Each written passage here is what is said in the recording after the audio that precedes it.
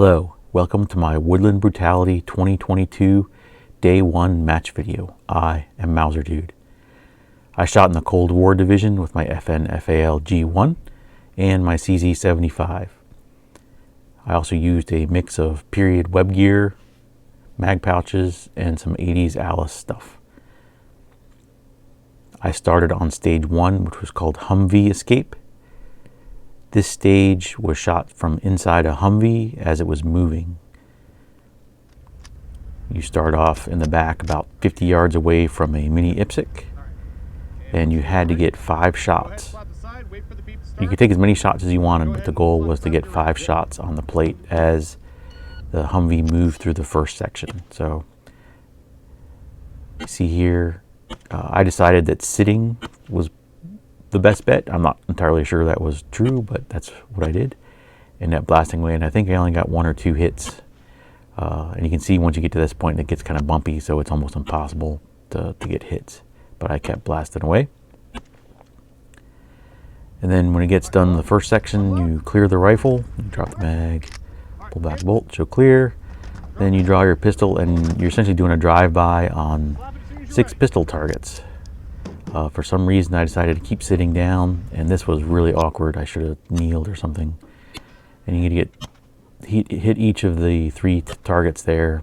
Got lucky with one-handed shot.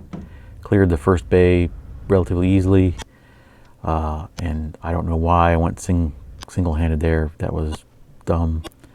And I ended up getting only 1 target in the second bay, and it ran dry.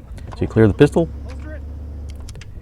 and you go to the end of the bay, and you reacquire the rifle, reload, and once again, I don't know why I didn't grab the mag that was on the floor. But got a fresh mag loaded, and you had to make up to get your 5 hits from 4 and 1 last hit. So I think I had to get 4 hits. And at this point, I think it's about 150 or 200 yards, I forget the exact distance, away from the target. So you can see me finish up here. This took more shots than it needed to. My rifle shooting was not super on par for the first couple stages. It got a little better toward the end than the second day. I definitely did not do enough practice offhand in weird positions with FAL. Did a pretty good amount of static bench stuff to make sure it was mechanically sighted in, but offhand was, as you'll see in the next video, was pretty bad. And finish up there. Then it was off to stage 2, Casarda in the woods. This was the most Woodland Brutality-ish looking stage. It was in a nice wooded ravine, and it really fit the theme really well. It was a Casarda drill. You hit a target at about 150 yards, and it had a flasher on it. It's a little hard to see in the videos, but there's somewhere down there's a target with a flasher on it. One disadvantage for the 308 was it would swing pretty badly after you got a hit. You got the hit, you retrieve the kettlebell, and you chuck the kettlebell. Had no problem chucking the kettlebell. It was like 50 some pounds. It wasn't as heavy as it's been sometimes. You can kind of see the orange still moving down there. That's the flasher part of it. So I got another hit. And then the other thing about I got a caution there for walking past the muzzle. Didn't step in front of it though. The one disadvantage for this one was the ground was pretty soft. It had rained the day before, and it's just, East Coast stuff. Almost everybody ended up with at least one throw where it ended going in handle down, and you had to dig it out on the clock. So that was just great.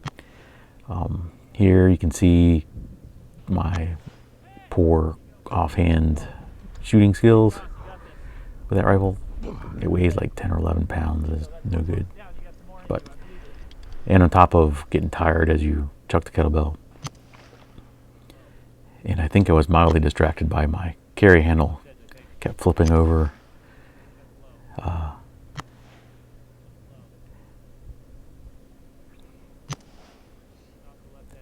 And you can just see me struggling here. did not do super well on this stage. And I had to change the magazine. My bolt didn't lock back either, which is kind of weird.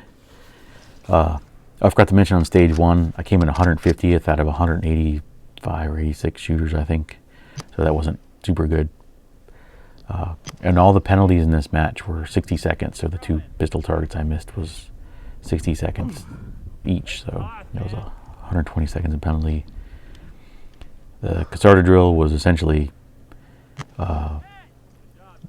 each line, orange line you passed, you got a 15-second bonus. So it was about speed and getting past a certain point. And here, I think this is one where I ended up handle down and had to dig it out. And my arm is definitely getting tired of holding the stupid FAL up. Yeah, there you go. See me shift hands, trying to work it out better. I did try and do exercises holding, extending my arm out. Yeah, so you got to dig the stupid kettlebell out. Some people got pretty unlucky. It ended up in another hole, handle down, so they really had to dig. A timeout right about here. You can see the target, target timeout right there. This stage, I came in 165th, so that was not very good either. So then it was off to stage 3. I think stage 3 was the most fun to do. It was a whole bunch of fun stuff to do. You started off standing back by the river, and you ran up to the first shooting position where there was a DPM light machine gun, and you got to engage 3 tall poppers at about 150 yards. You had 10 rounds, and you didn't have to use the machine gun, but it was there, and you might as well.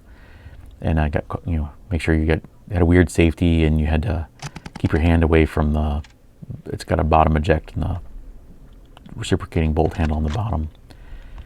And then Bryce from Fairfax was the SO on the stage for me, and he kind of coached me into walking my rounds on, because you had engaged the poppers, and they were like the 3 poppers that you were supposed to engage with machine gun.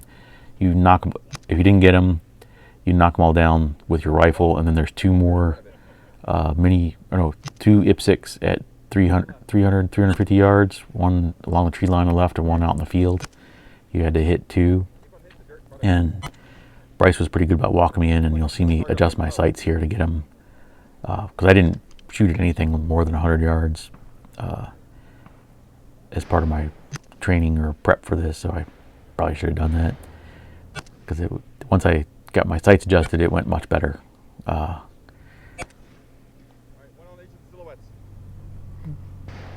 the left target. Here you see. And I ended up timing out on this stage too, but did a little better comparatively, because it was pretty rough. Oh no, I got the left target. So you clear the rifle, and I almost did it backwards. Cleared it. You sling the rifle, and then you run up to they got 4 shooting positions for a pistol. Each one had 2 steel targets. You had to engage a real small one and a big one, and did all right there. And each shooting position was 25 yards apart. Come here, and then once I calmed down, hit the targets. Yeah, the pistol shots weren't too much trouble for me. And then you run up to the next one, and you run to the last one. And at some point, the belt on my web gear popped open, so I'm running with all my crap flopping around, which was no good. So clean those pistol targets, clear the pistol, and then you run up to that log, and you hit those 2 IPSCs with your rifle one more time. And I time out right as I was getting my magazine on my antique G1 mag pouches with a big flap and a thing. So here you go, timeout right there. So, did you have a shipper flag? Yeah, a little better rifle shooting and a little better mag pouch manipulation would have got me to the end. I came in 136 on that stage. Stage 4 was the last stage for the day, called Marksmanship Pain. This was a stage that apparently only 30% of the shooters finished, because it was, and you'll see why in a second. Here, after finally getting my rifle dialed in, I think I go 1 for 1 on all the rifle targets here. So you shoot mini IPSC at, I don't know, 75, 100 yards down there. And then you do 4 of those, and then you do 3 from the steps on the same target.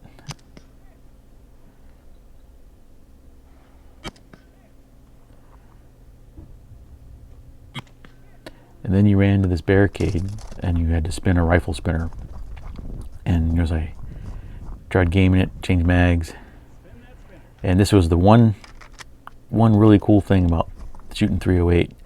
I think it only takes me 4 or 5 rounds to flip this thing, and that's a couple, and it includes a couple misses.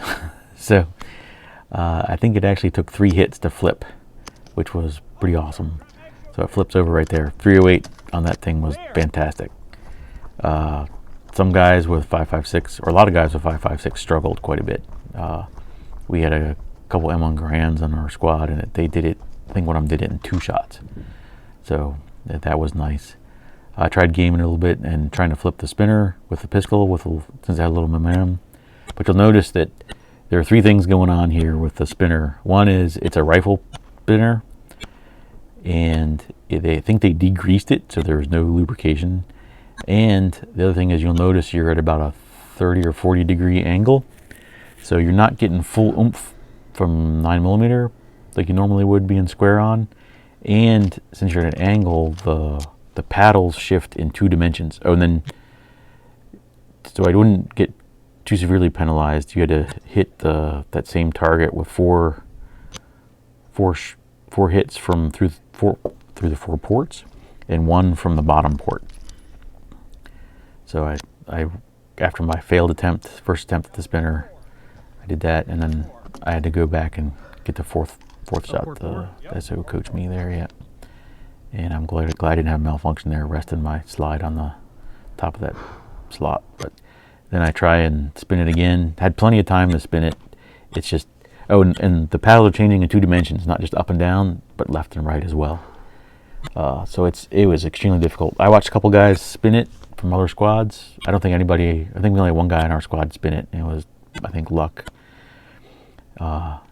And it was very difficult. It took, guys would come up and with big mags and dump 4 or 5 rounds top, 4 or 5 rounds bottom, and just force it over was the only way to do it. Did much better in that stage, came in 92nd. And that was the last stage for the day, and that was pretty interesting. I was part of Squad 8, and they were awesome. I had a great day, just hanging and all that stuff. And special thanks to Marilee, Gus, and Sprinkles for all their support. They came and helped out and hung out the whole time, and it was a lot of fun sharing the experience with them. I'll have another video for day 2.